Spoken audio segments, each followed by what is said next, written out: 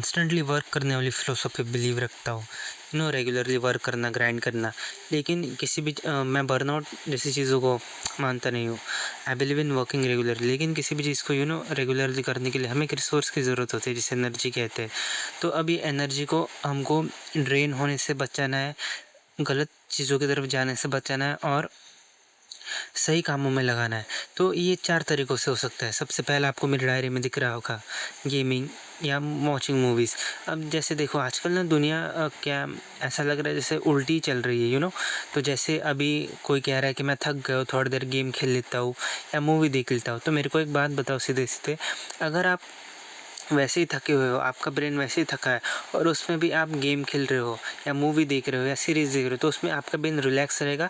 Brain को relaxation, आराम मिलेगा जब वो मेडिटेशन करेगा या थोड़ी देर नींद करेगा। नींद में ब्रेन एक्चुअली जल्दी रिकवर होता है या मेडिटेशन में, दोनों एक समान ही, कोई इतना फ़र्क नहीं है। तो ये सब करने के बजाय हम लोग क्या करते हैं, गेम खेलते हैं, मूवी देखते हैं, जिससे रिकवरी तो होती नहीं और हमारी एनर्जी जो होती चली जाती है और ब्रेन थका का थका ही रहता है।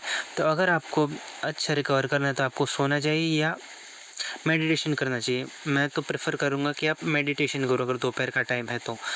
इससे आपका ब्रेन जल्दी रिकवर होगा। सेकंड पॉइंट है डाइट और सनबाथ। सनबाथ लेने से आपको तो पता है विटामिन डी मिलते हैं और जभी भी सन में जाते हो, उठे बराबर पर्दे सरकाते हो, तो आपका ब्रेन जल्दी नींद से बाहर आता है। आपकी आँखों में सेंसर्स होते हैं जिन्हें आप फोटो रिसेप्टर्स कहते हैं, जो सनलाइट को सेंस कर लेते हैं। और गुड डाइट तो सीधी-सी बात है, अगर कोई इंसान अच्छा खाना खाएगा जिसमें अच्छे प्रोटीन्स हो, कार्ब्स हो, हेल्दी फैट्स हो, तो वो ऑब्वियसली अच्छी उसमें एनर्जी रहेगी, अच्छा वो काम करेगा कंपैरेटिवली वो इंसान जो जंक फूड खाता है। जो बॉडी बिल्डर्स नहीं होते, जो स्टेज पर जाने से पहले कटिंग कर देते, वो लोग क्या करते हैं, अपना खाना कम कर देते, पानी कम कर देते और उससे उन्हें चिड़चिड़ापन होता है, कुछ करने का मन नहीं होता है, डलनेस फ़ील होती है। तो ये सब चीज़ों से बहुत फ़र्क पड़ता है, इसलिए आपको गुड डाइट लेनी चाहिए और सनबाथ तो लेना ही चाहिए। सो नंबर 3 है सोर्सेस ऑफ सैडनेस। अब ये मैं आपको समझाता हूँ। सोर्सेस ऑफ सैडनेस क्या है?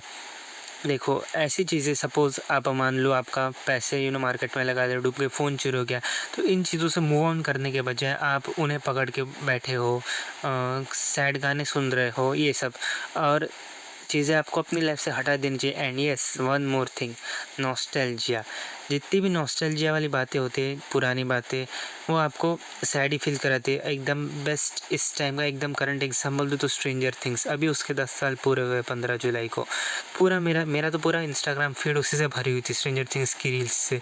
तो ये जैसे-जैसे ही याद आएँगे आपको कि अभी हम हॉकिन्स वापस नहीं देख पाएँगे, आपको सैडनेस ही देगी। इसलिए आपको ऐसी चीज़ों को लाइफ से हटा देना चाहिए।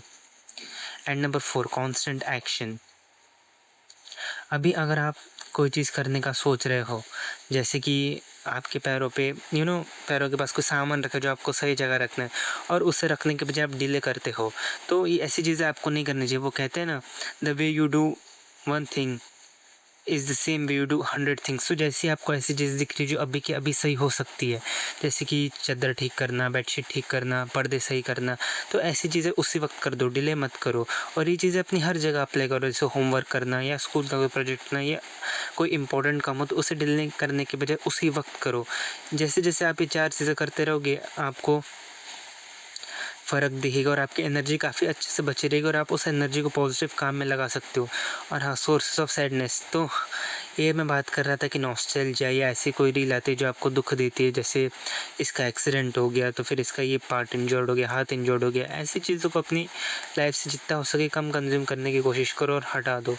एंड नॉस्टैल्जिया से भी बचो, क्योंकि ये सब चीज़ें आपको सैड ही देगी, डिप्रेशन टाइप की, ये सब चीज़ देगी। तो हाँ, आप इन स्टेप्स को फ़ॉलो कर सकते हो और इससे आपको फ़ायदा होगा तो आप मुझे कमेंट्स में बता सकते हो और इस पे मैं एक फ़ॉलो-अप वीडियो भी ज़रूर बनाऊँगा।